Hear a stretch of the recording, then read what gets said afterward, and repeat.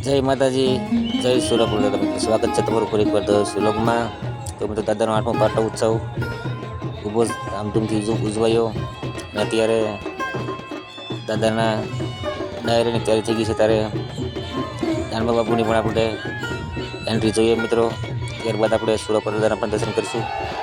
તો વિડીયોમાં બના રહેજો. ચેનલમાં સબસ્ક્રાઈબ કરજો, લાઈક કરજો અને કમેન્ટમાં જય સુરપુર દાદા જરૂરથી લખજો.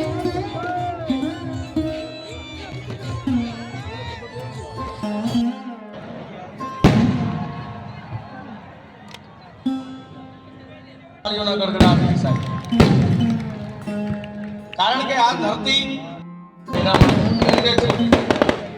સવાર તે પણ સાંભળ્યું છે, આપણે પણ સાંભળ્યું છે. લોકહિતની જ વાત આવે, કોઈ અંધશ્રદ્ધાની વાત નહીં, કોઈ ગેરમાર્ગે જવાની વાત નહીં. અહીંયા કોઈ પણ મને આવ્યો એટલે પહેલા એક જ વાત હોય,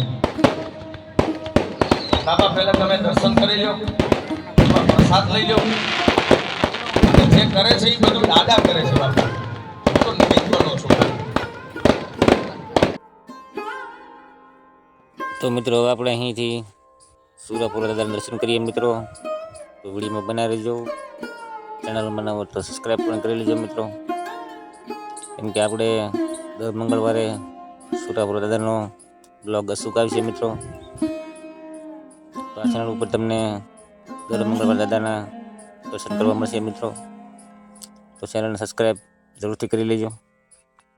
તો મિત્રો દાદાનો 8મો પાટો ઉત્સવ તારીખ 23/4 અને હનુમાન જયંતિ દિવસે ધામધૂમથી ઉજવ્યો મિત્રો. તેની નિમિત્તે દાદાને પણ ખૂબ જ સુંદર અને શોભે એવો શણગાર પણ કરવામાં આવ્યો મિત્રો. તો આપણે દાદાના દર્શન કરીએ મિત્રો.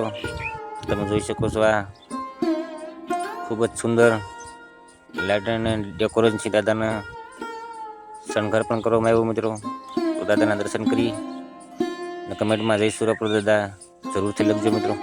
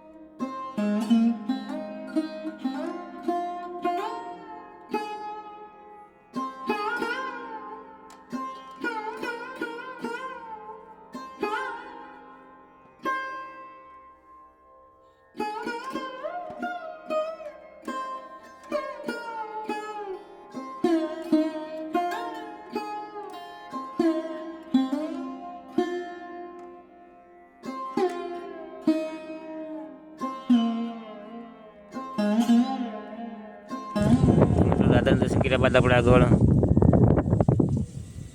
દાદાનો ડાયરો ચાલી રહ્યો છે તે બાજુ પણ જઈશું મિત્રો.